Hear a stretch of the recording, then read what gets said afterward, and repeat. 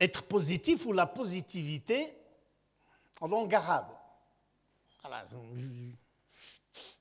j'ai dit tout le temps, je suis arrivé tardivement en langue française, mais l'arabe. Quand on parle de al-ijabiya, en arabe, on la conjugue wajaba, yajibu, ijabatan, à savoir répondre. Chez nous, être positif ou la positivité veut dire répondre à quelque chose ou à quelqu'un. Donc c'est une interaction, un mouvement. Et ce mouvement, tout simplement, ce sujet, à son premier niveau, c'est qu'il y a cette relation qui doit être déclarée entre vous et Allah subhanahu wa ta'ala. Ce sujet vous concerne, vous et lui. Parmi ses attributs, parmi les noms d'Allah subhanahu wa ta'ala, c'est Al-Mujib. Si on appelle quelqu'un Abd Al-Mujib, c'est juste. Et d'ailleurs, il le dit dans un verset, وَلَقَدْ نَادَانَا نُوحُ. Et puis qu'est-ce qu'il dit? فَلَنِعْمَ الْمُجِيبُونَ.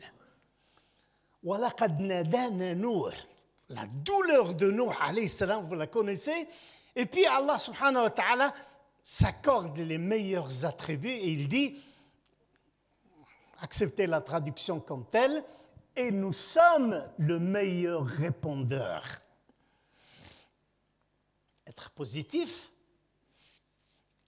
c'est déclencher la relation déjà avec Allah. Être positif, c'est n'avoir aucun souci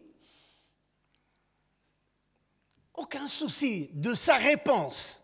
Nos savants ont dit لا تحملوا هم الإجابة لكن احملوا هم الدعاء. N'ayez aucun souci par rapport à la réponse, mais ayez tout le souci par rapport à votre invocation. Quelle invocation vous allez lui envoyer? Donc être positif, c'est entamer cette relation avec lui.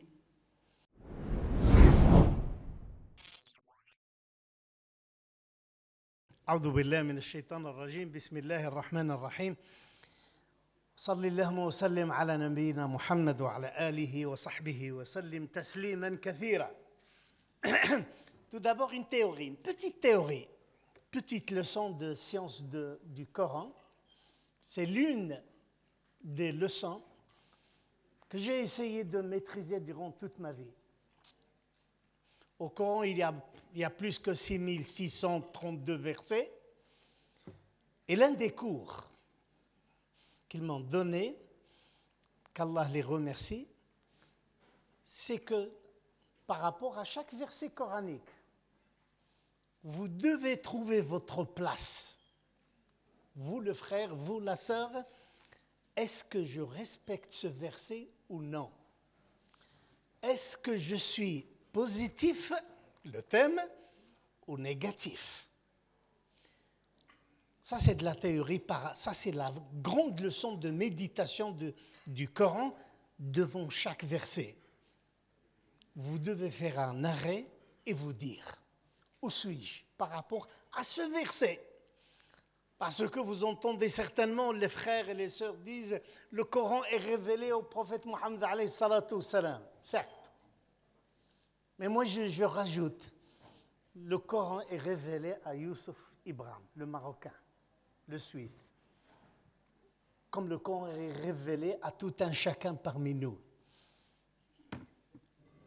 La vérité historique, certes, c'est lui qui l'a reçu, alayhi salatu wassalam.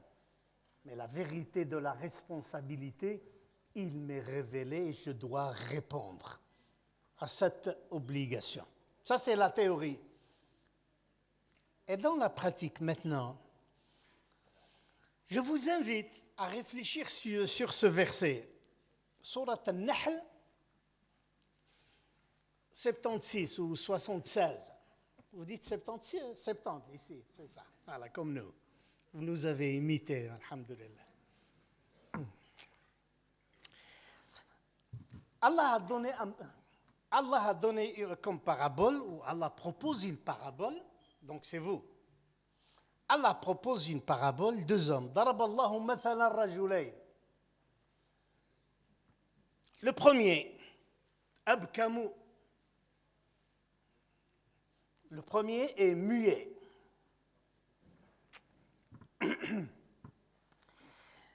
Est totalement impuissant, vivant à la charge de son maître ou des autres, incapable de remplir la moindre tâche qu'il se voit confier.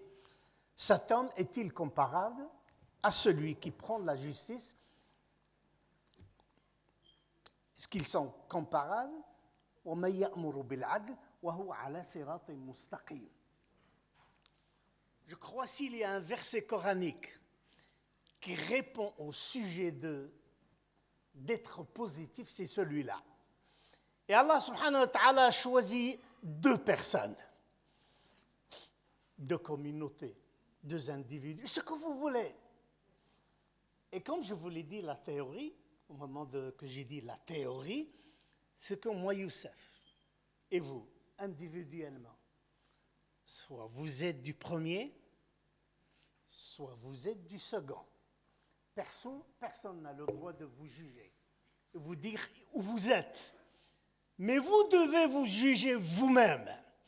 Pire que vous juger vous-même, c'est ne pas avoir la capacité de se juger. Ça, c'est la pire des situations. Parce que le début de ce mouvement positif, c'est tout d'abord reconnaître où nous sommes, où vous êtes. Aujourd'hui, il n'y a rien à dire. Il y a ce constat flagrant.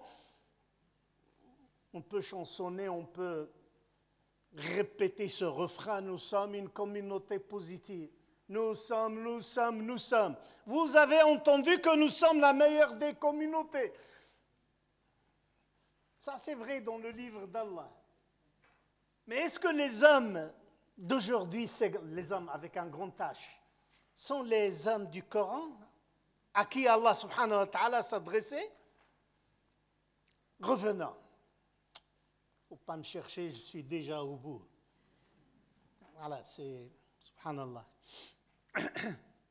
Ben pour vous dire, si vous sortez aujourd'hui, à la fin, Inch'Allah, de cette journée, et vous constatez l'état des lieux. Moi, j'ai inventé il y a très, très longtemps une thérapie. Vous ne la trouvez nulle part. Tous les psychologues du monde, wallah, n'ont pas trouvé cette thérapie. Elle est tordue comme moi-même. Je l'appelle la thérapie du miroir de la salle de bain. Vous ne la trouvez nulle part. Entrez dans votre salle de bain et donnez-vous une note. Quelle note je m'attribue? À ce moment-là et juste après, faites ce bon geste, ce bon pas, et vous aurez, Inch'Allah, allez, laissez-moi tranquille.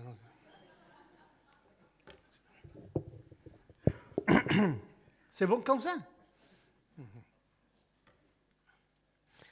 Il y a le frère, il vient de me, je lui ai dit, il m'a piqué mon hadith. Si le jour de la résurrection arrive, vous connaissez. C'est un très grand hadith, hautement authentique, rapporté par l'imam Bukhari ou Muslim.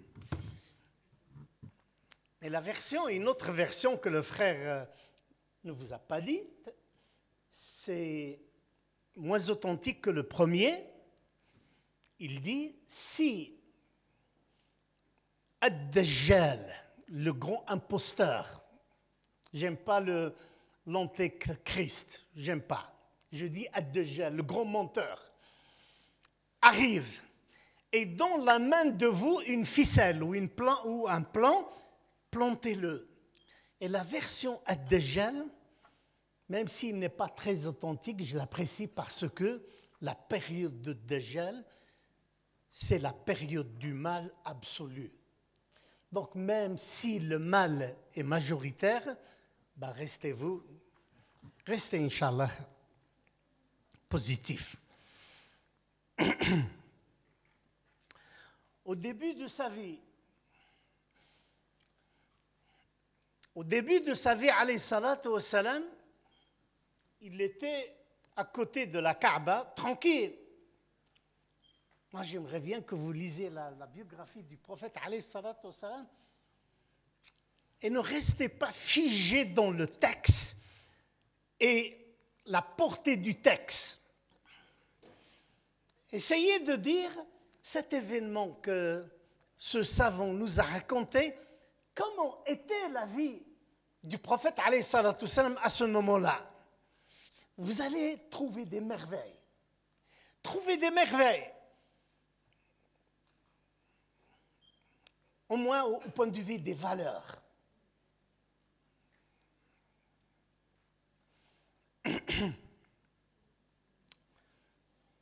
Pouvez-vous poser cette question, par exemple, comment était la société de Médine? Si les sœurs, je vous pose une question un peu tordue, je vous dis, je connais votre cuisine marocaine, algérienne, tunisienne, européenne. Voilà, on a fait le tour. Mais qu'est-ce qu'ils mangeaient les premiers musulmans? Quelle était leur nourriture? Quelle était leur boisson? Quelle était?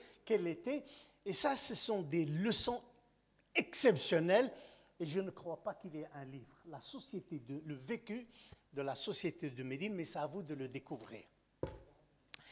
Donc au début, Khabbab ibn al-Araf, un grand compagnon, un esclave, énormément souffert. Et il est venu vers le prophète sallallahu alayhi wa sallam solliciter de l'aide, un soutien moral. Et il est venu, lui a dit, mais toi tu es messager d'Allah. Ne vois-tu pas où nous sommes? N'as-tu pas constaté notre douleur? Je vous laisse 2 minutes et après je me tourne vers vous. Et demande à Allah de nous soutenir. Et il a le droit de demander de l'aide. Mais l'aide d'Allah subhanahu wa ta'ala est attachée à sa sagesse. Il l'envoie quand il juge que c'est le moment. Peut-être vous arriverez à comprendre aujourd'hui, durant la souffrance de celui qui souffre, pourquoi il ne répond pas? Si, il répond, mais seulement peut-être le moment n'est pas venu. Donc il ne faut jamais critiquer la sagesse d'Allah subhanahu wa ta'ala. Ce compagnon, il arrive et il demande, ne vois-tu pas où nous sommes? Pourquoi tu ne demandes pas pourquoi? Et qu'est-ce qu'il lui répond? Il lui dit, les gens qui étaient avant vous ont emmené une personne, je vais vous poser une question, faites attention. On a emmené une personne, on lui met une scie entre les yeux et on le coupe en deux. C'est morbide, hein? On le coupe en deux et puis ils prennent des peines en fer et on enlève, c'est du Dracula, hein? Pardon, et on enlève la chair de l'os. Et puis le professeur Hassan dit, et tout ça maintient la personne qui a souffert, il est toujours fidèle à sa foi.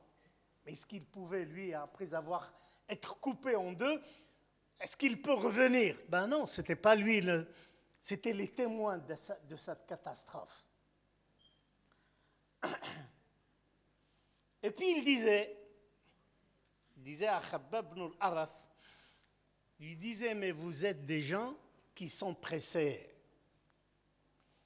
Toi, Khabbab ibn al-Araf, certes, tu traverses un moment difficile, mais tu t'empresses.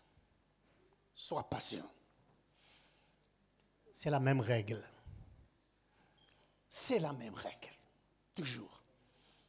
On attend, et vous devez attendre, soit aujourd'hui ou demain. Si dans 10 générations, la réussite viendrait, Inch'Allah, viendra à nos frères, Inch'Allah, en Palestine, c'est pas grave. Venez à Mastel et récitez de quelques invocations et dites, Cheikh Youssef, frère Youssef, ben voilà, les Palestiniens vivent dans la paix. Vous allez le faire? Tu vas le faire, Hakima? Donc la réussite, ça nous concerne, mais c'est lui qui décide le lieu et le moment. Donc restez toujours calme. Plusieurs années par la suite, il a demandé patienter. Vous êtes des gens qui sont pressés. Mais un jour, je vous invite aussi à, quand vous lisez la biographie du prophète alayhi salatu wassalam, et encore plus et meilleur le Coran, essayez d'être émerveillé par l'impact de certains versets, par le message de ces versets. Essayez de découvrir. Parce que jusqu'à aujourd'hui, le Coran est impuisable. Il y a énormément de choses que même les grands savants, les premiers savants, n'ont pas découvert. Et que si vous avez la chance, vous pouvez les trouver. Un jour, le prophète alayhi salatu wassalam était avec un groupe de compagnons. Elle a commencé à donner un cours de géographie. Lui, il avait Médine, il contrôlait Médine et sa périphérie. Et tout d'un coup, il a commencé à distribuer les terres islamiques, les terres. L'Égypte, qui n'était pas musulmane, l'Irak, qui n'était pas musulman, la Syrie, qui n'était pas musulmane, le Yémen, que l'islam a touché brièvement, et qui dit l'Égypte, la Libye, la Tunisie, l'Algérie, le Maroc, qui dit l'Irak, tous ces pays de l'Est, de l'Asie mineure, de l'extrême.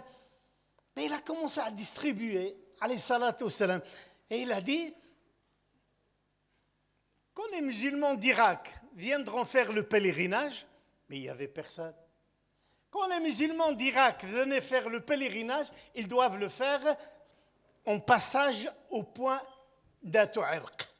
Si les musulmans et tous les 4 points cardinaux ont été distribués durant sa vie, avant sa mort, et les élèves étaient là,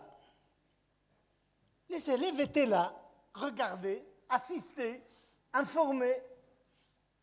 Quelle est la question qu'ils n'ont pas posée? Ils avaient le droit de la poser. Et dis-moi, Hamza, réponds. Je parle seul comme un... Hein? Quelle est la question qui s'impose toute seule, spontanément? Pas les chouyours, allez, restez. La question qui s'impose toute seule. Mais il s'agit d'Allah. Nous contrôlons à peine Médine et sa périphérie. Peut-être un peu la Mecque, le chemin de la Mecque. Et maintenant, tu nous parles d'Irak, de Syrie, de ceci, d'Égypte, ce grand pays. Et il y a derrière. Mais comment ça se... Personne n'était étonné.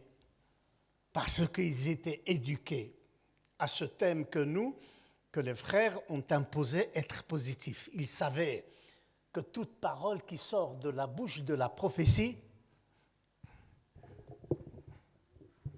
Mais qu'est-ce que je fais?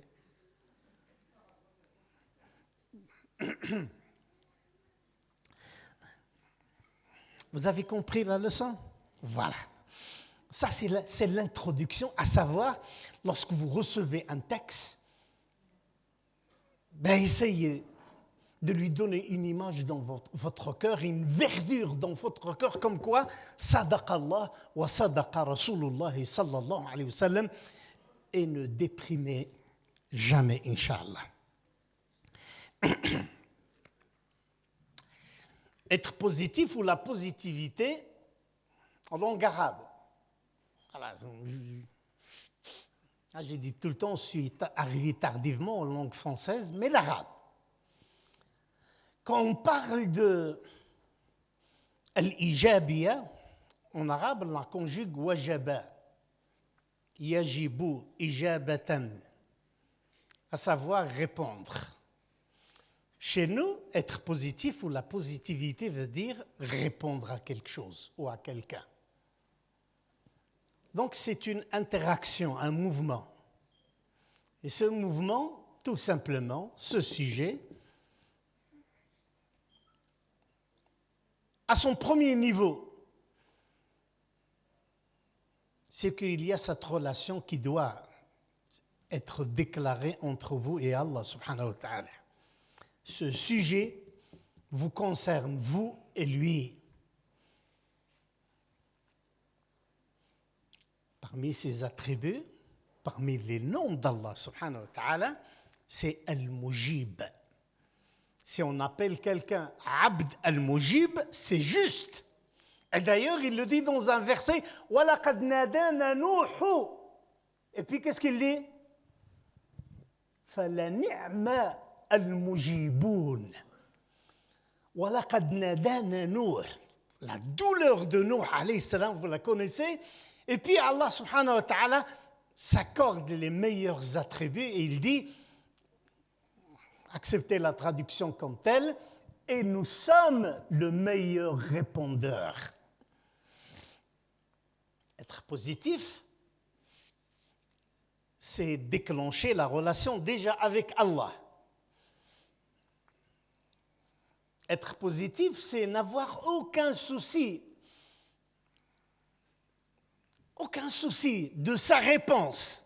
Nos savants ont dit لا تحملوا هم الإجابة لكن احملوا هم الدعاء. N'ayez aucun souci par rapport à la réponse, mais ayez tout le souci par rapport à votre invocation. Quelle invocation vous allez lui envoyer? Donc être positif, c'est entamer cette relation avec lui. Quand vous voyez, quand vous entendez cette grande dame, les grands savants, masculins, hommes, disaient, lorsqu'on avait un peu de noirceur, de fatigue dans nos cœurs, on allait chez Rabi'a pour nettoyer nos cœurs. Cette grande dame, elle mérite réellement que vous lisez ses poèmes. Quand elle dit pourvu que tu es doux, même si la vie est amère. Et pourvu que tu sois satisfait en mon égard, et toute la terre, et tous les hommes, toute la création est contre moi. Et pourvu qu'il y a ce qu'il y a entre moi et toi est solide. Entre moi et les hommes sont des vestiges. Si j'ai eu de ta part un amour total, si j'ai ton amour, tout devient facile et tout ce qui se trouve sur la terre est de la terre.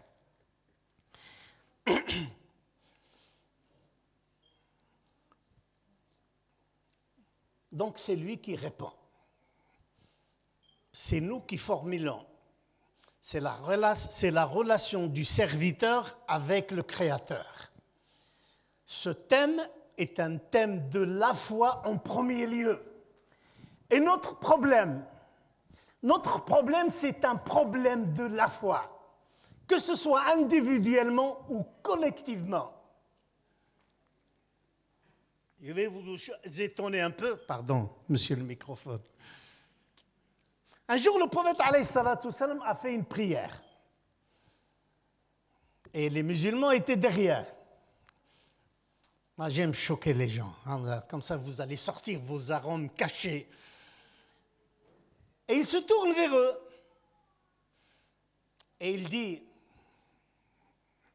aux frères et aux sœurs, il se tourne un peu en colère, mais il était contrarié. Il a dit, l'un de vous, pardon, j'ai oublié, en récitant le Coran, il s'est trompé dans sa lecture. Lui qui a reçu le livre, normalement, il ne devait pas un peu perdre le fil des versets.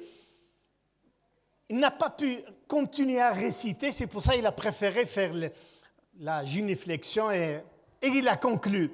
Et il s'est tourné vers eux, il a dit, l'un de vous ne fait pas correctement ses ablutions. Et il m'affecte durant ma prière. Faites correctement votre prière. Vous qui êtes derrière l'imam. Ben, c'est comme ça. L'imam de la mosquée, l'imam de la commune, l'imam de la ville, l'imam de nos voilà, pseudo-pays aujourd'hui, ben voilà, c'est que cette relation doit avoir un imam digne et des gens qui le suivent et que tout le monde doit être à la hauteur. A fortiori, il ne faut pas tout le temps pleurer sur votre mur et critiquer les autres et les autres et les autres. Ben, commencez tout d'abord par votre obligation individuelle. Est-ce que vous la faites correctement ou non? Et le sort de la communauté tout entière, même les questions les plus importantes, ben, ça commence par vous. Un jour, il marchait vers une rencontre exceptionnelle et deux musulmans se parlaient. Ben, pour vous dire, où est-ce que tu habites, Hamza? Tu habites où? À côté, Molenbeek. Molenbeek, on connaît tous ça. Molenbeek. Hamza habite chez lui dans sa maison. Pardon, c'est un exemple. Hein. Il est devenu tout rouge, le pauvre. Et puis le lendemain, on a un défi communautaire énorme. Hamza, la qaddar Allah, a fait quelque chose de mauvais. Ben, il va affecter le sort de la communauté. C'est comme ça qu'on nous a appris nos responsabilités. C'est que chacun dans sa place, laisse-le tomber, c'est moi qui ai le droit de le déranger. Ben, pour vous dire que les deux marchaient vers cette bataille et c'était la première fois que les musulmans avaient 10 000 soldats. C'était la première fois. Ils n'ont jamais atteint auparavant 10 000. Et l'un d'eux a dit à son compagnon, on est très nombreux aujourd'hui. Entre les deux, vous trouvez ça dans le livre d'Allah, quand Allah a critiqué ce discours, cette intimité corrompue entre les deux. Et puis il s'adresse à toute la communauté, il a dit وَيَوْمَ حُنَيْنٍ إِذْ أَعْجَبَتْكُمْ كَثْرَتُكُمْ.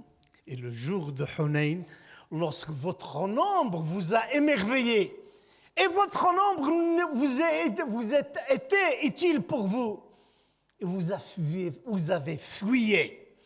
Mais est-ce que c'est tout le groupe? La wallah. Tout le groupe suivait le chemin d'Allah et le prophète. Et la baraka du prophète était devant, avec eux. Et même sa présence n'a pas protégé les musulmans de cette critique verticale d'Allah subhanahu wa ta'ala par rapport à deux personnes. Étaient fiers du nombre. Et vous savez combien est resté avec le prophète sallallahu alayhi wa sallam? Combien, Hamza? C'est ta faute, tu es devant moi. Combien? Il dit une trentaine, il est généreux, lui. 13 personnes. Et parmi eux, Sulaym, une femme. Ben, j'essaie un peu de vous dire, individualiser notre responsabilité. C'est un sujet exceptionnel. Être positif. Mais ça commence par nous. Ça commence par Hamza. Chacun où il est doit répondre à cette obligation. Si Allah nous donne la réussite, alhamdoulilah, tous ensemble, ben, s'il ne la donne pas, il a réussi dans son domaine individuel. Mon intervention, c'est vous dire que vous êtes responsable individuellement par le biais de la foi. Et je vais essayer de vous donner... Je suis un moteur diesel, je ne suis pas encore chaud, donc vous devez patienter.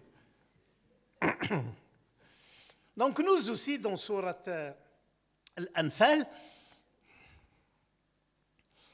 Allah nous a dit « Ya ayyuhalladhina amanu stajibu lillahi wa lirrasuli idha da'akum lima yuhyikum » Vous qui avez cru, répondez à Allah et au prophète, Allah subhanahu wa ta'ala, et au prophète lorsqu'il vous invite à ce qu'il vous a accordé la vie. Ça veut dire la vie, les vrais honneurs.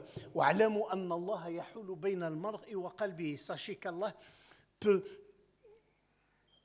vous séparer entre vous et votre cœur. l'une des questions que nous recevons tout le temps, je fais la prière et je n'ai pas le khushu'. Comment ça se fait? Ben c'est ça. Le khushu', c'est un cadeau. Il n'y a pas d'école qui s'appelait al-khushu'. Certains de nos savants, de nos collègues, ils disent « il faut faire, il faut faire, il faut faire ». C'est gentil de leur part. Mais le khushu', c'est un cadeau. L'essentiel, c'est vous. Cet effort que vous devez faire vous-même. Le reste, c'est un cadeau d'Allah subhanahu wa ta'ala.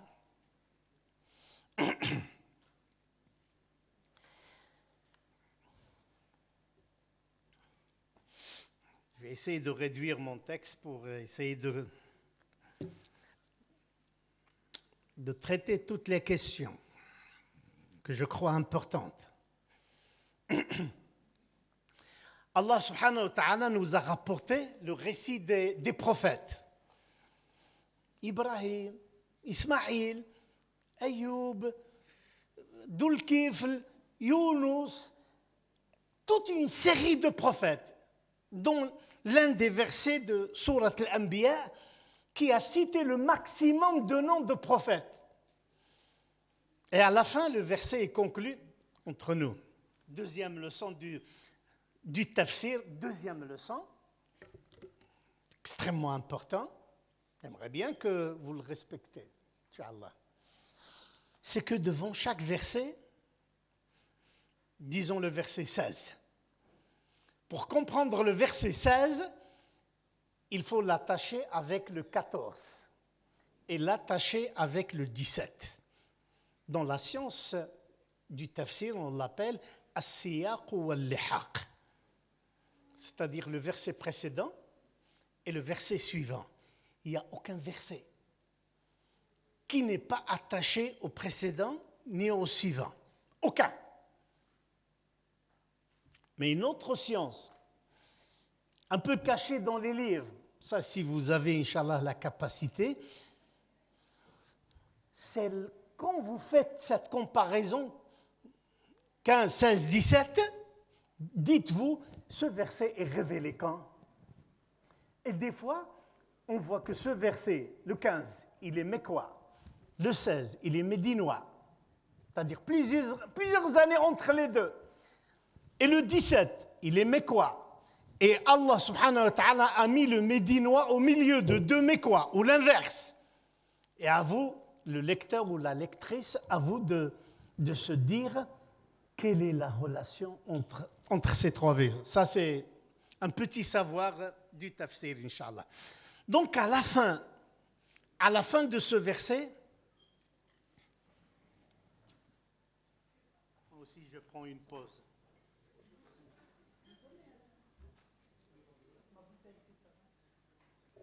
Ah, shukran. Ça va.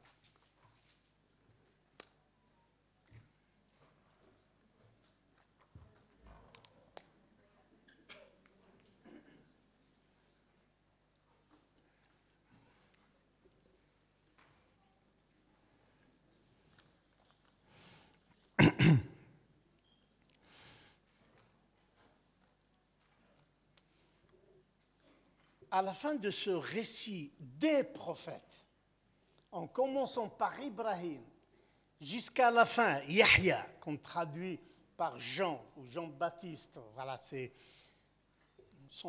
en Coran, c'est Yahya. Tout ce récit de prophètes, Allah a conclu ce verset, « Innahum kanu yusari'una fil khayrat » Tous ces prophètes sont pressés à faire le bien. Et quand il a parlé des musulmans de l'époque, et de vous, a fortiori, il a répété le même verset. Que ceux qui faisaient, وَكَانُوا يُسَارِعُونَ فِي الْخَيْرَاتِ. Ben pour vous dire, dans Surat al-Hajj, lisez ce verset à la fin, يا أيها الذين آمنوا اركعوا واسجدوا واعبدوا ربكم وافعلوا الخير. Le dernier verset de Surat al-Hajj, il a ordonné de faire, et puis il a dit وافعلوا الخير. En comparaison, pas Hamza, lui la chaise toute vide. Si la chaise fait salat, fait recours, fait sujoud, fait ceci, fait cela, et la chaise constate à la fin de la journée qu'elle n'a fait aucun bien, c'est que sa pratique était nulle, n'avait pas de valeur. Ben pour vous dire, être positif, c'est constater chaque jour. Wallah, faites-le. Faites-le, s'il vous plaît. Avant de dormir, quand vous prenez votre côté droit, refaites le rapport de la journée. Refaites le rapport de la journée. Moi, Youssef, je me suis réveillé à 3 heures. J'ai fait mes ablutions. J'ai fait ma prière. Je suis très très loin de la mosquée. J'ai fait ma prière. Et puis, et vous commencez à faire votre rapport. À vous d'avoir le courage de dire ce n'était pas une journée réussie parce que je n'ai. Inch'Allah, vous êtes meilleur. Faites le constat de votre journée et si vous trouvez que vous avez seulement fait les pratiques religieuses, voilà. Mais les pratiques religieuses ne sont que le moteur pour faire le bien. Vos hasanat, c'est par rapport au bien que vous avez fait. Si on maîtrise cette règle, faire le bien, vous n'avez plus le droit de se mettre en colère. Vous n'avez plus le droit d'écraser votre femme, ou votre mari, d'insulter le voisin, de refuser de vous réconcilier avec Ya Latif. Il faut m'inviter une autre fois pour vous raconter les doléances de la communauté. Ya Latif. Ya Latif. Pour vous dire que c'est pas, on vit notre vie religieuse comme moyen. Tout ce que nous faisons, les frères qui viennent de l'Hajj, jamais le Hajj n'a été une finalité. Ce n'est qu'un moyen. Salat n'est qu'un moyen. Mais faire le bien, c'est la finalité. Normalement, nous devons avoir zéro mauvaise œuvre, parce que nous devons faire le bien, tout simplement. Être positif, c'est faire le bien. Le petit-fils du prophète, alayhi salatu wassalam, je ne vais pas respecter l'horaire, Abdurrahman. Hein? Moi, je suis venu de très loin. Le petit-fils du prophète, alayhi salatu wassalam, un jour il faisait tawaf, et les élèves qui étaient derrière lui, ça vous ne verrez jamais cette image. Les élèves qui étaient derrière lui, qui faisaient le tawaf avec lui, étaient plus nombreux que le calife, le chef d'État. Les vrais, pas les vrais chefs d'État de l'époque, Haroun al-Rachid. Il faisait tawaf et ceux qui étaient avec lui étaient peu nombreux. Il a dit, qui est celui-là? Wallah, en direct, qui est celui-là qui a beaucoup plus de monde? Il n'avait pas de garde-corps. Le calife avait besoin de soldats, mais lui, il avait sa communauté. Il a dit, qui est celui-là? Et Al-Hutay'a, le grand poète Al-Hutay'a, spontanément, a fait l'un des poèmes les plus beaux de la description de ce petit-fils du prophète, alayhi salatu wassalam. Dit, tu ne le connais pas? C'est lui. C'est d'une beauté exceptionnelle. Cet homme, petit-fils du... Quand on le voyait et on lisait les textes, on disait, Wallah, le prophète, il ressemblait à son grand-père. Même physiquement. Et cet homme, au moment où l'imam de Médine a fait sa toilette mortuaire, vous devez vous regarder vos dos. Chacun regarde le dos de son frère. Maintenant, attendez, ne faites pas. Tu te prêtais, toi. Ça, c'est mon côté tordu. Hein. Et quand l'imam a nettoyé le corps du petit-fils du prophète, alayhi salatu wassalam, il a constaté qu'il était noir. Et on n'a pas le droit de raconter ce que nous constatons dans la morgue. Ça aussi, c'est un sujet de conférence. Wallah, je suis prêt à vous raconter des choses que j'ai vues. Laver nos frères n'était pas dans mes obligations, mais je le faisais pour Allah, subhanahu wa ta'ala. Moi, je l'appelle la morgue, je l'appelle ma machine à laver. Et il a trouvé que le dos du petit-fils du prophète sallam est noir. Mais il ne savait pas, donc il n'a rien dit. Une semaine après, les pauvres de Médine sont venus vers lui, on lui a dit, voilà, trouve-nous une solution. Il dit, qu'est-ce qu'il y a?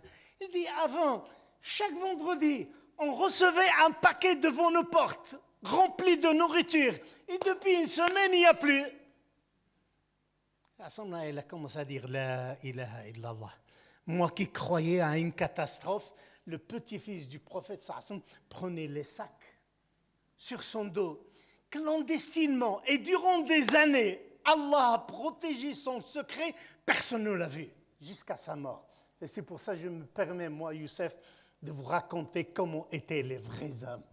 C'est-à-dire totalement effacés, pourvu qu'Allah subhanahu wa ta'ala accepte, Inch'Allah. Vous les Belges, qui parlent... Non, on n'est pas... Moi et mes sœurs, et voilà les invités, on n'habite pas en Belgique. Qui habite ici en Belgique? Vous, ma fille, tu maîtrises le flamand? Elle est honnête, la sœur. Elle a dit non. Ben, je te somme de l'apprendre. C'est un devoir religieux. Le prophète alayhi salatu wassalam a invité Zayd ibn Thabit. Arrête avec tes 5 minutes. Mais il me fait comme ça gentiment. Mais je vais essayer, Inch'Allah. Et Zayd, viens ici. Quand les compagnons étaient invités individuellement, ils étaient honorés. Il lui dit, je reçois les livres des rois et des gouverneurs non musulmans. Et je veux que tu apprennes leur langue, le syriaque. Et Zayd, qui a déjà appris le Coran qu'il a récité, le frère, c'est l'une des versions de Zayd et de Ali et de Ubay. C'est 3 grands. Et Zayd, sincèrement, il est venu à... Comment tu t'appelles? Oui, toi, le vert pistache. Barakallahu fik. Ben, il est venu, Zayd ibn Thabit, vers toi, vers pistache, et il t'a dit, et j'ai appris la langue en 17 jours. 17 jours, il a maîtrisé la langue. Ben, c'est ainsi qu'étaient les compagnons du prophète, alayhi salatu wassalam, c'est que rien n'était impossible. Et ils vivaient avec Allah subhanahu wa ta'ala, avec cette idée que tout est possible, il suffit de le vouloir. Vous savez, si vous étudiez la loi ou les règles du management qu'on appelle cette science du management, l'une des premières règles les plus importantes, ne dites jamais que c'est un problème impossible. C'est-à-dire impossible n'existe pas chez eux. Que dire chez nous? Et il donne l'exemple des rivières, ce n'est pas important. Donc, impossible n'existe pas. Je n'ai pas besoin de vous dire, ne désespérez pas. Non, Wallah, subhanallah. Je crois, Abdurrahman m'a enregistré un jour et j'ai dit que la meilleure réponse, la meilleure preuve de l'existence d'Allah, subhanahu wa ta'ala, ce n'est pas la science, ni ceci, ni cela, mais il suffit d'invoquer et lui, il répond. C'est la preuve qu'Allah, subhanahu wa ta'ala, est là. Je ne dis même pas, il est là, tellement c'est évident. Avec le prophète, alayhi salatu wassalam, il avait ses élèves qui ont constamment émerveillé le prophète, alayhi salatu wassalam. Et lui, il avait l'élégance. Quand il trouvait qu'un compagnon a pris l'initiative, il disait bravo, ça c'est l'idée. Ben, celui qui nous a enseigné les tranchées, c'est-à-dire ce creux dans la terre, Al-Khandaq, c'était Salman, une idée des Perses.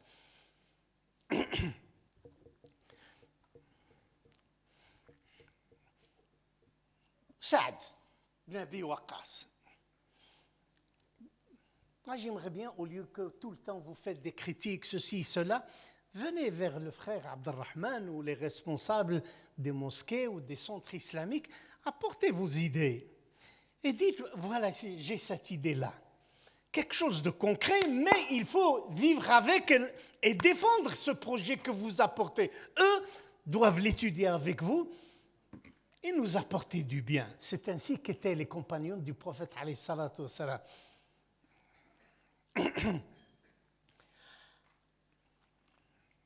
Saad a vu que le nombre des musulmans augmentait. Et tout seul a dit, mais comment on va nourrir tout ce monde? Et Médine, il n'y a que les dates. Comment on va nourrir tout ce monde? Et il est parti, et il a cherché des plantes, et il a commencé à planter à Médine. Et après quelques années, le terrain de Médine a commencé à donner du blé. Et cette idée de Saad, elle est jusqu'à aujourd'hui. Si vous allez à la campagne de Médine, vous allez voir des champs de blé, même si c'est une terre aride, mais Saad a commencé. Et il nous a apporté, alhamdulillah, cette initiative. Il y a beaucoup de compagnons. Abdullah ibn Amr ibn al-As, il n'a jamais reçu l'ordre de faire la compilation des hadiths. C'est lui qui a pris l'initiative, tout seul. Et quand le prophète, on lui a fait des reproches, et il est venu vers le prophète, il a dit, certains compagnons me reprochent d'inscrire la sunna, les hadiths, parce qu'ils écrivaient, il était écrivain. Et à ce moment-là, le prophète, il se lit contre moi. Et il a dit, écris. Je n'ai pas encore fini. On va lui couper le micro parce que... Moi, je suis prêt pour les questions-réponses, Inch'Allah. Inch'Allah. Peut-être la fin, voilà. Peut-être. 2 minutes, Inch'Allah. Non. L'un des grands moments. Vous savez, la classification des compagnons, il y a tout d'abord Abu Bakr. J'aimerais bien que vous n'oubliez pas, personne ne prend des notes. Avant, Hakima le faisait, maintenant il ne le fait plus.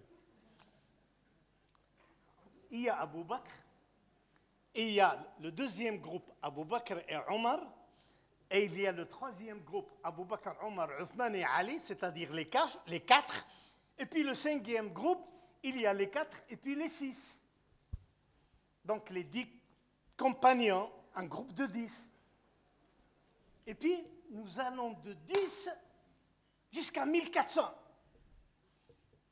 Et de 1400 jusqu'à 10 000. Et de 10 000 jusqu'à à peu près 100 000. Ce sont les groupes des compagnons. Donc 1, 2, 4, 10, 1400, 10 000, 100 000. À peu près 100 000, on a dit plus et moins. Mais 100 000, voilà, c'est garanti, c'est le nombre de ceux qui ont fait le Hajj, le dernier, d'adieu. Et moi, je prends les 1400. Les 1400, ils avaient quelque chose. Et je veux conclure avec cet événement. On les appelle Ba'ahlu Bay'ati Ridwan, le groupe de ceux qui ont prêté allégeance de la satisfaction d'Allah subhanahu wa ta'ala. Pour vous dire que ce sujet que les frères ont choisi, c'est que normalement, vous devez vivre votre religion comme une transaction avec Allah, s'il vous plaît, comme une transaction avec Allah subhanahu wa ta'ala. C'est que vous avez signé cet engagement, cette vente, c'est une transaction commerciale pour le paradis. Et quand Allah nous a raconté qu'ils étaient 1400, Uthman, le gendre du prophète alayhi salatu wassalam, était à la Mecque, tellement c'est important. Écoutez ce geste, regardez ce geste. Et on parlait de Uthman. Tout le monde s'écrasait, se rassemblait devant Uthman. Même le prophète sallallahu alayhi wa sallam. Il était assis tranquille et on voyait ses jambes, sa cuisse. Et quand Uthman arrivait, il a remis ses habits. Et elle a dit comment ne pas être humble à l'égard d'un homme que même les anges sont humbles à son égard. Ça c'est Uthman. Et Uthman était absent. Et pour l'importance de sa transaction, le prophète a pris sa main droite et il a dit ça c'est la main de Uthman. C'est quelque chose d'exceptionnel. C'est la main de Uthman. Et il a dit je prête serment à sa place. Pour vous dire que ce sujet, c'est justement vous devez prêter allégeance à Allah subhanahu wa ta'ala et faire avec lui cette transaction. Et beaucoup plus important que ça. Allah subhanahu wa ta'ala a dit, dans ce verset, il a dit, à vous d'imaginer ce moment. Sa valeur spirituelle est incalculable. Et Allah subhanahu wa ta'ala qui est al-haq, qui est la vérité. Allah ne peut pas dire n'importe quoi.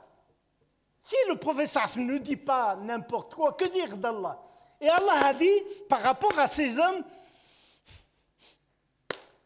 il a dit, Yadullahi fawqa aydihim. La main d'Allah est sur leurs mains.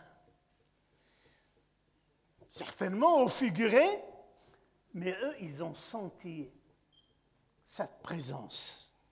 Et c'est pour ça, c'est un grand honneur, ceux qui ont prêté serment. Mais quand vous lisez dans un autre verset, qu'Allah dit, Inna Allah ashtara min al-mu'minina anfusahum wa amwalahum. Allah a acheté des croyants leur personne et leur argent, pour vous dire que être positif, c'est un devoir. Que soit on le fait, soit on n'a rien. Je crois que c'est une preuve de foi et surtout, vous entrez au paradis, Inch'Allah. Et moi, j'aimerais bien, Inch'Allah, avec vous, mais aller au plus haut degré, Inch'Allah, du paradis, à côté du prophète, alayhi salatu wassalam. Et rien n'est trop tard. Je viens de raconter une histoire. Maintenant, un musulman, wallah, il n'a pas fait une raka'a. Il n'a jamais fait 2 salats, ni 2... Il n'a rien fait. Le compte pratique 0. Et il est au paradis aujourd'hui. Peut-être. Je vous le raconterai. Je vous raconterai son histoire un autre jour. Barakallahu fi. Ah oui, je dois... Oui. Barakallahu fik, Cheikh Youssef, on peut le remercier. Alors juste une petite précision, Cheikh Youssef. Le frère s'appelle Khalid, pas Hamza. Tu l'as appelé, Hamza, il est là. 183 fois Hamza. Donc, non, c'est vraiment, dorénavant, tu t'appelles Hamza. Khalid. Le papa, tu as Hamza devant toi. Barakallahu feikoum. Je remercie notre cheikh parce qu'on voulait l'avoir et surtout en premier. Il dégage, masha'Allah, allez, tellement. Il est solaire en fait. Et vous sentez qu'il ne parle pas uniquement avec sa langue, il parle vraiment avec son intérieur. Allah jazah bi al-fi khair.